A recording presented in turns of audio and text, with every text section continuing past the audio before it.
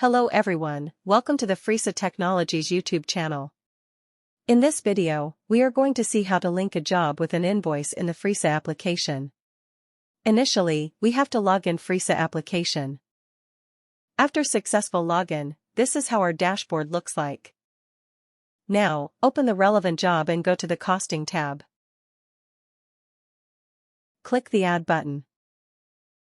Select the required charge, party,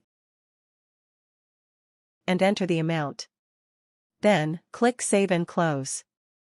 Now, open the corresponding invoice to which you want to link your job. In the invoice screen, click the Pending Charges button. Enter the job number in the job number field and click Submit. The added charges will be displayed. Select the required charge and click Save. The job will now be successfully linked to the invoice. These are the steps to link a job with an invoice in the Fresa application. Thanks for watching, and don't forget to like and subscribe for more tutorials from Fresa Technologies.